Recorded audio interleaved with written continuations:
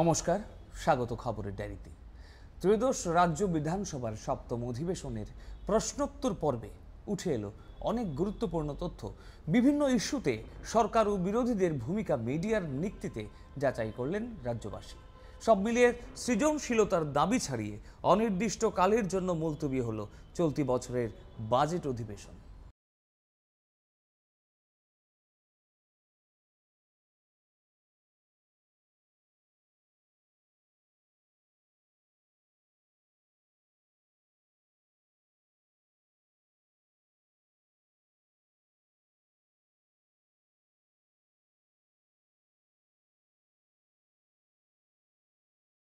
এই pay commission গঠন করার ব্যাপারে এটা রাজ্য সরকারের বিবেচনাধীন আছে। এটা এখন পর্যন্ত কেন্দ্রীয় সরকারের প্রস্তাব নিয়েছেন, করা হয়নি। দ্বিতীয়ত, ভারতবর্ষের কোনো রাজ্যই এখন এই পে কমিশন নিয়ে কোনো রকমভাবে চূড়ান্ত পর্যায়ে যায়নি। আমরা তো বলেছি আমাদের বিবেচনাধীন, আমরা এটার বাইরে নই। তো আমি আবারও বলি সভাকে আপনার মাধ্যমে যে এই প্রস্তাব কেন্দ্রীয় সরকার ঘোষণা করেছেন, রাজ্য সরকারও এই ব্যাপারে বিবেচনাধীন আছে, তার বাইরে নেই। সময়ের সঙ্গে সঙ্গে সেটা ভেবে চিন্তা করে করেন। আমাদের কথা হচ্ছে এই যে ডিএগুলো আমরা দেখুন দিচ্ছি, কিছুদিন এইবারও মাননীয় মুখ্যমন্ত্রী করেছেন, ডিফারেন্স আছে এবং ডিফারেন্সগুলো আমাদের ক্রমান্বয়ে কমিয়ে আনার জন্য আমাদের প্রচেষ্টা আছে। তার মধ্যে কমিশনে যেটা আমরা রেখেছি সেটা নিশ্চয়ই এটা সুরা হবে, এটা আমরা কথা বলতে পারি। টোটাল 31,056টা পোস্ট আমরা বিভিন্ন খাতে, যেগুলো আমাদের যারা আপনি যে সংখ্যাটা বলছেন এটা আপনার ব্যাপার, আমরা বলছি। যেমন এখানে 31,056 আমরা বলেছি যেটা রয়েছে, তার মধ্যে অলরেডি আমরা ঠিক 17,554 আমরা নিয়ে নিয়েছি, কিন্তু পার্মানেন্ট পোস্ট। আর নতুন করে এর মধ্যে একটা কথা বলি যে 31,056 তার মধ্যে কিন্তু 6,779টা কিন্তু গ্রুপ ডি পদ, ঠিক আছে না? এটা বাদ দিলে বেলে বাকিগুলোর মধ্যে যে কোনো প্রমোশনের ক্ষেত্রে অনেক আছে, group A, group B, group C. এবং টোটাল প্রশ্ন হচ্ছে যে এই যে টোটাল 17,554 এর মধ্যে 1,540টা আমাদের ডাইনান্সে চাকরি পেয়েছে মিলিয়ে। এরপরে আমরা এরপরেও আপনি বলেছেন 6,009টা আমরা নতুন পদ সৃষ্টি করেছি। এর 12,338টা পদের জন্য অলরেডি অর্থ তরফ থেকে অনুমোদন চলে গেছে, যেগুলো ক্রম পর্যায়ে তার প্রসেস চলছে, হচ্ছে কিছু, যেগুলো হওয়ার পথে আছে। এটা হচ্ছে আমাদের টোটাল দেওয়া ক্ষেত্রে।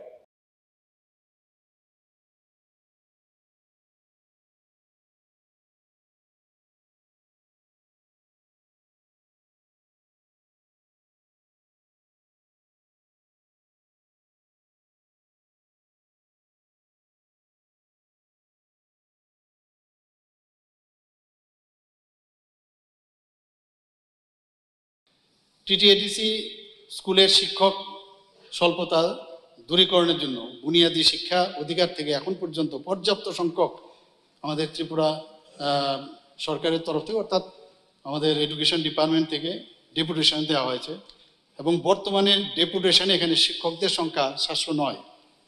তাছাড়া 223 জন যারা এসএসএ কন্ট্রাক্ট টিচার আছেন তাদের সেখানে স্কুলগুলোতে দেওয়া হয়েছে।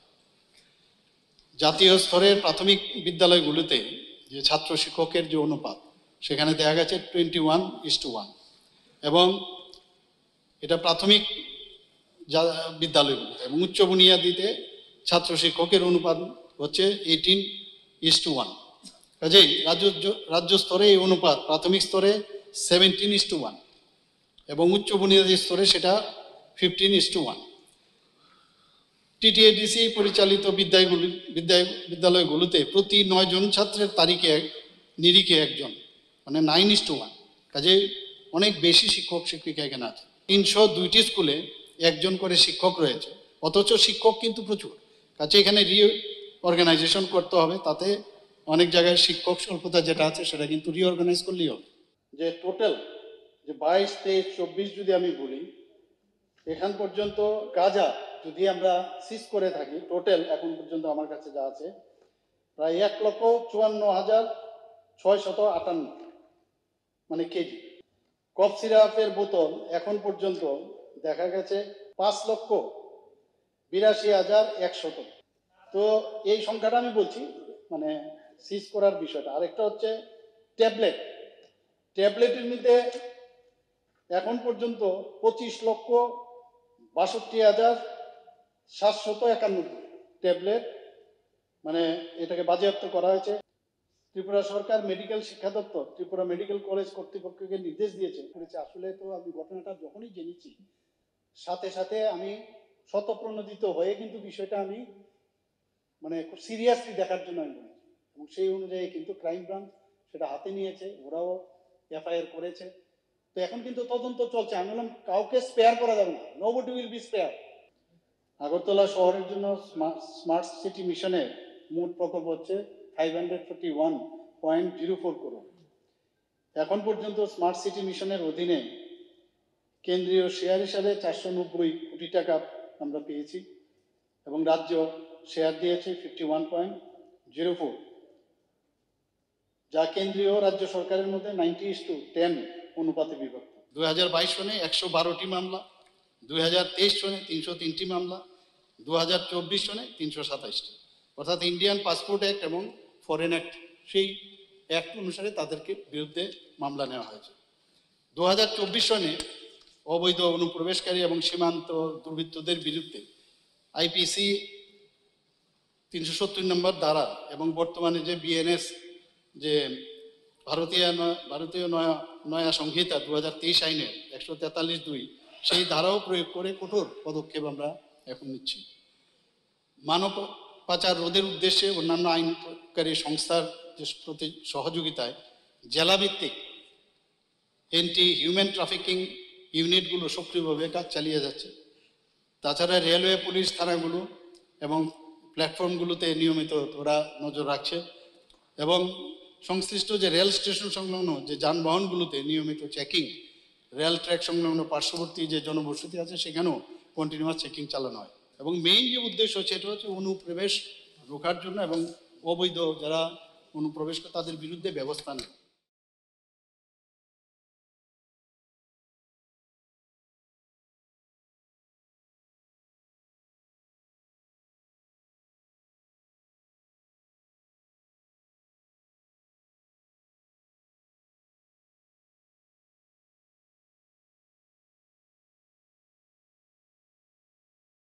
আসন্ন বাংলা শুভ নববর্ষ শুভেচ্ছা অভিনন্দন জানিয়ে উপস্থিত সকলকে আবারও ধন্যবাদ নমস্কার জানিয়ে এই সভা অনির্দিষ্টকালের জন্য মুলতবি ঘোষণা করছি।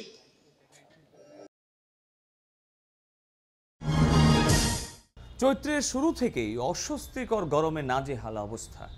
বেলা বাড়ার সঙ্গে সঙ্গে গরমের প্রকোপ বাড়তে থাকে। এই সময়ে শরীরে জলের ঘাটতি পূরণে প্রয়োজনীয় জল পানের ব্যাপারেই বিশেষভাবে স্বতঃপ্রণোদিত পরামর্শ পাওয়া গেল চিকিৎসা বিশেষজ্ঞদের কাছে।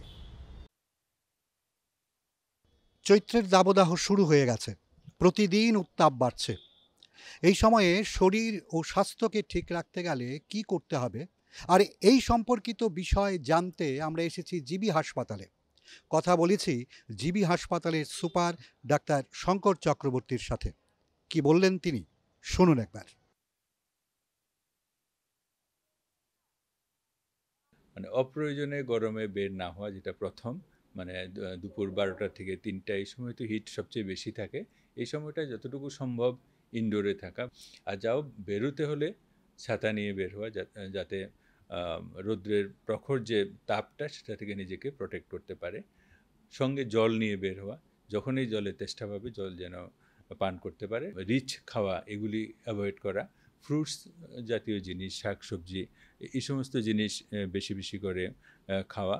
ডাক্তারবাবুর কথা অনুযায়ী এই সময়ে পরিমিত পরিমাণে জল পান করতে হবে, আর বিশেষ কাজ না থাকলে এই গরম এড়ানোর জন্যে ঘর থেকে না বেরোনোই শ্রেয়।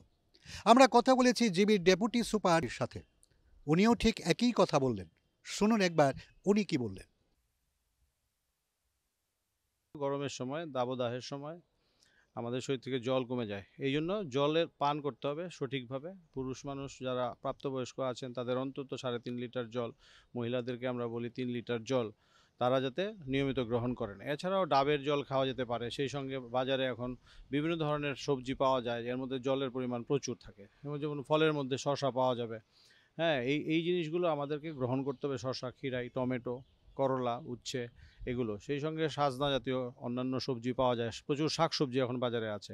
তো মানে হিটকে বিট করতে, মানে হারাতে গেলে গরমকে আমাদের প্রকৃতির সহায়তা নিতে হবে। দুজন ডাক্তারবাবুর বক্তব্য থেকে এটাই পরিষ্কার যে এই সময়ে পরিমিত জল পান করলেই শরীর ও স্বাস্থ্য ঠিক রাখা সম্ভব হবে। ত্রিপুরা মধ্যশিক্ষা পর্ষদ পরিচালিত মাধ্যমিক ও উচ্চ মাধ্যমিক পরীক্ষার ফলাফল চলতি মাসের শেষ দিকে অথবা আগামী মে মাসের প্রথম সপ্তাহে প্রকাশিত হতে পারে বলে জানালেন পর্ষদের সভাপতি ডক্টর ধনঞ্জয় গণচৌধুরী।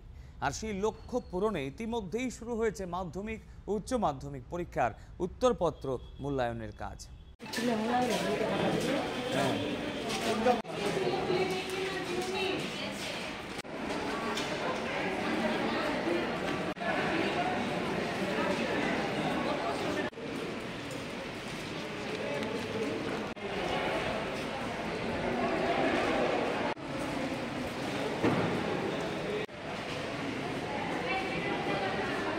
আজকে থেকে আমরা ত্রিপুরা মধ্যশিক্ষা পর্ষদের খাতার মূল্যায়নের কাজ শুরু হয়ে গেছে। আমাদের দ্বাদশ শ্রেণী +2 স্টেজ দুটো স্কুলে মূল্যায়নের কাজ চলছে। আর মাধ্যমিকের যেটা 10th ক্লাস, এই পরীক্ষার মূল্যায়ন চলছে 4টে স্কুলে। সব কাজ ঠিক মতো শুরু হয়ে গেছে। আশা করছি খাতা দেখার যে কাজ, আমাদের আশা কোনো অসুবিধা হবে না, সব ঠিক মতো চলবে। আর আমাদের টার্গেট দিন 15 দিনের মধ্যে খাতা দেখা শেষ করবে। খাতা দেখা শেষ হয়ে গেলে তার পরবর্তী 15 দিনের মধ্যে রেজাল্ট আউট করার চেষ্টা করব আমরা। ভারতের বৈচিত্র্যময় বছর হিসেবের ক্যালেন্ডারের শেষ লগ্নে যেন ধারাবাহিক উৎসব আর দিবস উত পেতে থাকে। রাজ্য এক্ষেত্রে অব্যতিক্রমী। উড়িয়া সমাজ ত্রিপুরার উদ্যোগে 15তম উৎকল দিবস নানা অনুষ্ঠানের মধ্য দিয়ে উদযাপন করা হলো। আবার তেলুগু ভাষাভাষী মানুষের উগাদি পরবেরও আয়োজন ছিল সমান উৎসাহে। আগরতলায় আয়োজিত অনুষ্ঠানগুলিতে থাকলেন রাজ্যপাল ইন্দ্রসেনা রেড্ডিনালু। দীপম জ্যোতিগণা স্বজন পরিবৃতম।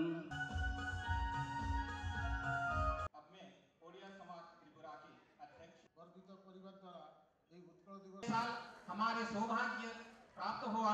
कर्म ही जीवन का आधार। अत्यंत शिक्षणीय और प्रेरणाप्रद। जैसे लगा कि हम मिनी ओडिशा में ही हैं। इसे अनुरोध करता हूँ कि वो तो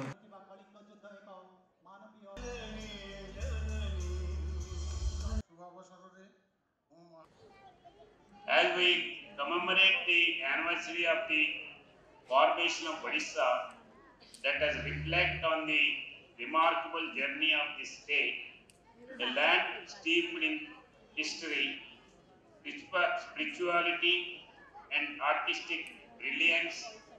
Odisha is the bastion of rich cultural heritage with its historical monuments, archaeological sites, traditional arts, sculpture, dance, and music. Here in Agartala, the Odisha Samaj Tripura has not only preserved its cultural identity but also enriched the cultural landscape of Tripura.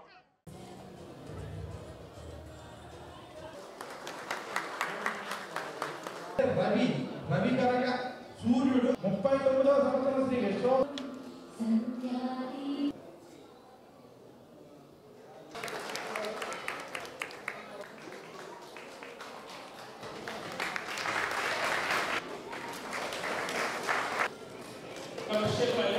విశ్వ లేదా ఎవరో ఉన్నారు నాకు photo session తర్వాత సాంస్కృతిక नया साल का ये उगादी शुरू होता है। बड़े फंक्शन है।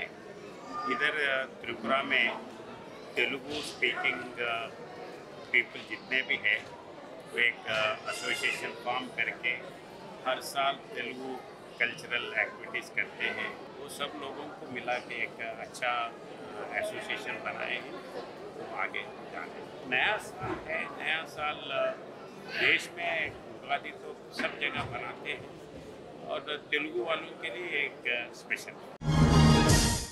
বিশেষ আধ্যাত্মিক আদর্শে জারিত অরুন্ধতিনগরের এমবি টিলা সংলগ্ন রামকৃষ্ণ সেবা সমিতি সমিতির সঙ্গে চিকিৎসকদের একটি সংগঠনের উদ্যোগে আয়োজিত হলো বিনা খরচে স্বাস্থ্য শিবির ও অন্য সেবামূলক কর্মসূচি।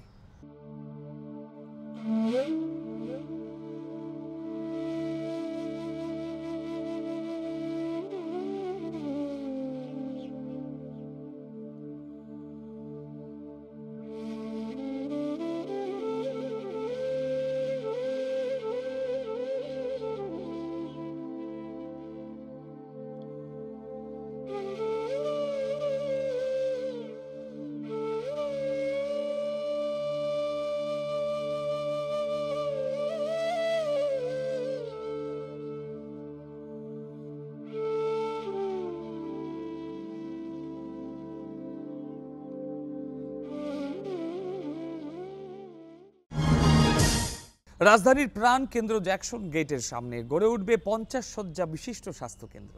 সিভিল হাসপাতাল নামে এই কমিউনিটি হেলথ সেন্টারটির ভিত্তিপ্রস্তর স্থাপন করলেন মুখ্যমন্ত্রী ডাক্তার মানিক সাহা। মূলত রাজধানীর লোকেদের সুবিধার্থে এবং এজিএমসি ও আইজিএম হাসপাতালের উপর ও পিডি এর চাপ কমাতেই এই হাসপাতাল, জানালেন মুখ্যমন্ত্রী।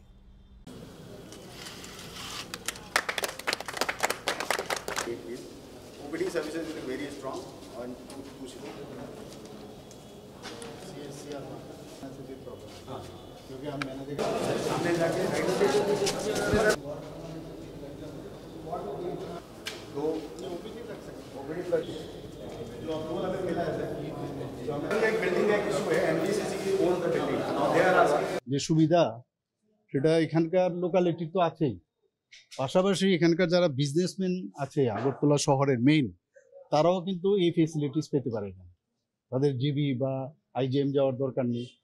দ্বিতীয় হচ্ছে যে যারা বিভিন্ন কাজে এখানে আগরতলাতে আসে তারাও কিন্তু এই হসপিটালের পরিষেবা নিতে পারে, প্লাস যারা শ্রমিক আসে তারাও কিন্তু এই স্বাস্থ্য পরিষেবা এখান থেকে নিতে পারে। তো 6 মাসের মধ্যে এটা টোটাল কমপ্লিট হয়ে যাবে এবং এটা আগরতলা মিউনিসিপ্যাল কর্পোরেশন ওনারা এটাকে দেখে রাখবে। এটা 50 বেডের, আপাতত 50 বেডের, এটা একটা বিরাট লোডও কমবে।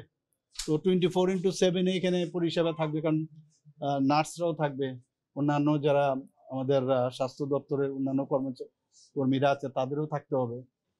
মানে এটা খুবই একটা মানে পরিষেবার ক্ষেত্রে আমি বলবো একটা নতুন পালক মানে স্বাস্থ্য বিভাগে এবং মিউনিসিপ্যালিটি কর্পোরেশনে এটা কানে বুঝলো, আমি বলবো টুপিতে বুঝলো। তো এটা আমার মনে হয় আমি খুব happy, I am very happy.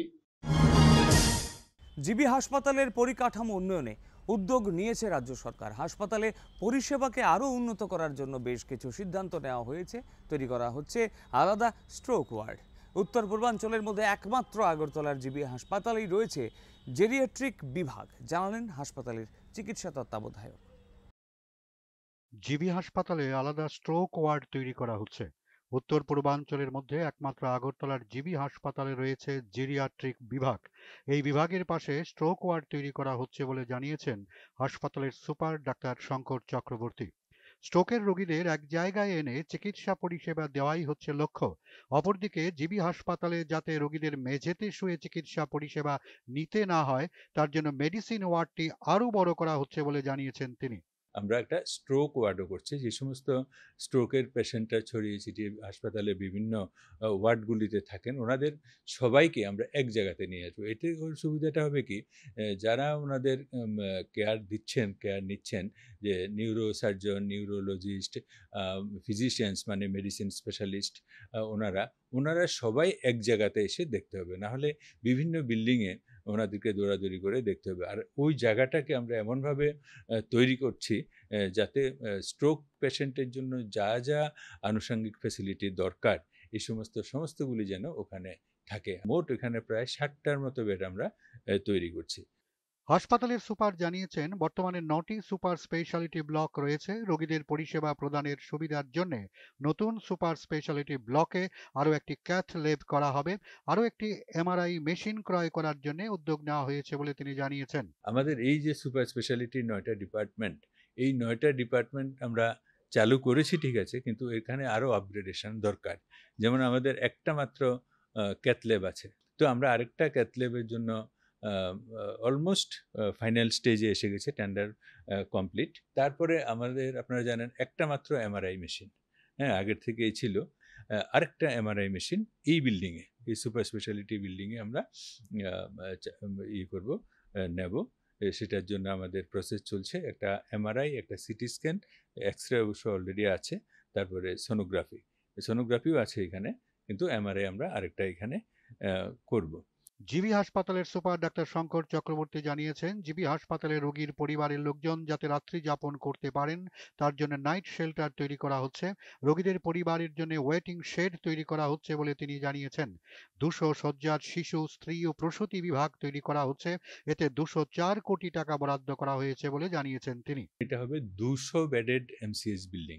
আমাদের যে পুরনো স্টোর যেটা ছিল, এটাকে আমরা ওখান থেকে ডিমোলিস্ট করে ওখানে এমসিএস বিল্ডিংটা হচ্ছে। আমাদের যে শিশু বিভাগ এবং স্ত্রী এবং প্রসূতি বিভাগ যেটা, ওই বিভাগ দুটোই ওই এমসিএস বিল্ডিংয়ে চলে যাবে। এখানে 204 কোটি টাকা বরাদ্দ হয়েছে, সেটার জন্য কাজ চলছে। সব মিলিয়ে জিবি হাসপাতালের পরিষেবাকে আরও উন্নত করার জন্য এবং মানুষ যাতে আরও ভালো পরিষেবা পেতে পারেন তার জন্য উদ্যোগ গ্রহণ করা হয়েছে। শিক্ষার্থীদের ক্ষমতায়নে শিক্ষা প্রতিষ্ঠানগুলিতে যন্ত্র ল্যাব স্থাপন করার কথা বললেন মুম্বাই আইআইটির উপদেষ্টা শোভা পণ্ডিত। এআই বা কৃত্রিম বুদ্ধিমত্তায় উৎসাহ বাড়াতে এর খুবই প্রয়োজন বলেও জানালেন তিনি। আগরতলার টেকনো ইঞ্জিনিয়ারিং কলেজে প্রিন্সিপাল মিট ও রোবটিক্সের ভূমিকা নিয়ে কর্মশালার উদ্বোধন অনুষ্ঠানে একথা বললেন শ্রীমতী পণ্ডিত।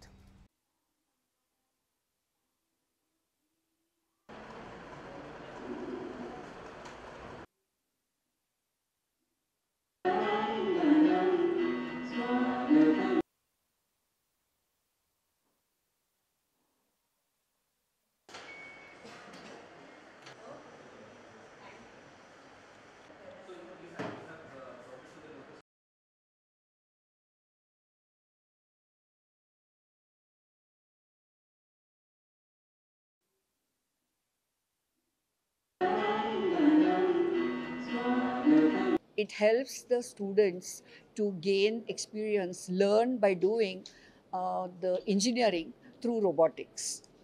And this has been going on, and more than 500 labs are already there across the country. We want the students to be skilled in such a way that they themselves can become entrepreneurs, or they develop skill set which will help industry absorb them without any difficulty. The eYantra project not only helps them understand the technology, but it also nurtures their inherent skills of time management, doing projects with people, and so many other things. We strongly believe that if faculty members of a college are empowered by learning through the MOOCs which are developed by the eYantra lab, then they can make better environment, ambience in the colleges, and help students learn furthermore. অতীত নিজের কীর্তিকে বর্তমানকে প্রাণিত করে যায়, ভুল থেকে দেয় শুধরে নেওয়ার সুযোগ। রাজ্যের 3 প্রাক্তন ক্রীড়াবিদের অবদানের কথা স্মরণ করে তাই 3টে অত্যাধুনিক মানের মাঠের উদ্বোধন হলো বাধারঘাটের দশরথ দেব স্পোর্টস কমপ্লেক্সে। অনুষ্ঠানে মুখ্যমন্ত্রীর সঙ্গে থাকলেন রাজ্যের ক্রীড়ামন্ত্রী সহ অন্য বিশিষ্টরা। খেলাধুলার উন্নতির লক্ষ্যে পরিকাঠামো উন্নয়নের উপর সর্বাধিক গুরুত্ব দিচ্ছে রাজ্য সরকার। রাজ্যের যুব বিষয়ক ও ক্রীড়া দপ্তর সেই লক্ষ্যে এগিয়ে চলেছে। এরই অঙ্গ হিসেবে আজ বাধারঘাটের দশরথ দেব স্পোর্টস কমপ্লেক্সে মুখ্যমন্ত্রী ডাক্তার মানিক সাহার হাত ধরে উদ্বোধন হলো synthetic athletics track, synthetic hockey ground এবং সিনথেটিক টার্ফ ফুটবল গ্রাউন্ডের। উপস্থিত ছিলেন ক্রীড়ামন্ত্রী টিঙ্কু রায়, বিধায়ক মীনারানী সরকার, পদ্মশ্রী ডক্টর দীপা কর্মকার সহ ক্রীড়া ও যুব বিষয়ক দপ্তরের বিভিন্ন স্তরের আধিকারিকরা। মুখ্যমন্ত্রী তাঁর ভাষণে বলেন, খেলাধুলোর মাধ্যমে সুস্থ মন ও সুস্থ দেহ তৈরি হয়। এছাড়া ছেলে মেয়েদের নেশার করাল গ্রাস থেকে বের করে আনতে খেলাধুলোই হলো একমাত্র মাধ্যম। আমরা স্পোর্টসকে ডেভেলপ করার জন্য আমরা চারিদিকে, এমন কোনো জায়গা নেই এবং নতুন করে আরেকটা স্পোর্টস এরিয়া তৈরি হচ্ছে ভোলাগিরি আশ্রমের, বিরাট, আমি বলেছি প্রায় সেখানে বোধহয় 4-5 হাজার লোক সেখানে হাঁটবে এখানে। তো আমি আশা করি আগামী দিনে সমস্ত আমাদের স্পোর্টসকে সামনের দিকে এগিয়ে নিয়ে যেতে হবে, কারণ আমরা ডি এডিকশন সেন্টার আমরা করছি প্রতিটা ডিস্ট্রিক্টে, কিন্তু আমাদের এখানে এখন সবচেয়ে বড় যে সমস্যা সেটা হচ্ছে এডিকশন, ড্রাগ এডিক্টেড। তাদের থেকে যদি বাঁচতে হয় খেলা ছাড়া উপায় নেই। আমাদের ছেলে মেয়েরা যদি খেলার সাথে যুক্ত থাকে তাহলে আমি নিশ্চিত যে ড্রাগ এডিকশন থেকেও অনেকে দূরে থাকবে, ব্যস্ত থাকবে। বললাম তো, healthy minds always remains in healthy body, কাজে খেলাধুলা করা উচিত। এর আগে যুব বিষয়ক ও ক্রীড়ামন্ত্রী টিঙ্কু রায় রাজ্যের খেলাধুলার পরিকাঠামো উন্নয়নের বিস্তারিত তথ্য তুলে ধরেন। আমরা ইতিমধ্যে 9টা সিনথেটিক ফুটবল গ্রাউন্ড কমপ্লিট করেছি এবং সেগুলো আজকের যেটা উদ্বোধন হচ্ছে সেটা 9টা মাঠ কমপ্লিট হবে। এছাড়া আরও 2টো সিনথেটিক মাঠ আমরা নির্মাণের জন্য কাজ শুরু হয়েছে, যেগুলো হয়তো আরও 6-7 মাসে কমপ্লিট হবে। 2টা সিনথেটিক গ্রাউন্ড ইন্টারন্যাশনাল স্ট্যান্ডার্ড 2টা সিনথেটিক গ্রাউন্ড ইতিমধ্যে আমরা কমপ্লিট করেছি এবং একটা সিনথেটিক হকি মাঠ আমরা ইতিমধ্যে কমপ্লিট করেছি। এছাড়াও 3টা টেনিস কোর্ট আমরা যেটা কমপ্লিট করেছি। এছাড়া flood light, swimming pool, basketball court, badminton court, long tennis court, indoor হল, যুব আবাস, ছাত্রছাত্রীদের জন্য অনেকগুলো পরিকাঠামো ইতিমধ্যে গোটা রাজ্যে, একটা সময় শুধু আগরতলা কেন্দ্রিক ছিল, আজ আগরতলা নয় গোটা রাজ্যে এই ধরনের পরিকাঠামো আমরা গড়ে তুলছি। যাদের নামে এই মাঠগুলো নামাঙ্কিত করা হয়েছে তারা হলেন রাজ্যের বিশিষ্ট অ্যাথলেট দেবভক্তি জমাতিয়া, স্বদেশ প্রিয় নন্দী এবং প্রতুল ভট্টাচার্য।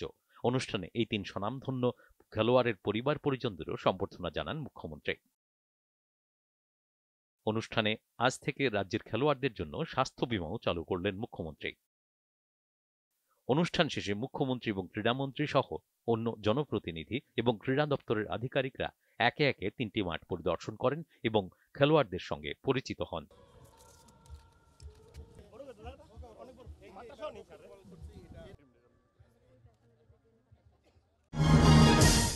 রাজ্যের মেলা সংস্কৃতিতে অন্যতম বৈচিত্র্য যোগান দেয় সিমনার ব্রহ্মকুণ্ড মেলা। চৈত্রের শেষ লগ্নে মোহনপুর মহকুমার এই মেলা মানে ঐতিহ্যের সঙ্গে ভক্তি ও বিশ্বাসের রোমাঞ্চক এক যোগসূত্র। মুখ্যমন্ত্রীর হাত ধরেই শুরু হলো সেই মেলার যাত্রা। অনুরোধ জানাচ্ছি শ্রদ্ধেয় রাষ্ট্রমন্ত্রী শ্রী বৃষকেতু দেববর্মা ডাক্তার বিশাল কুমার মহোদয়কে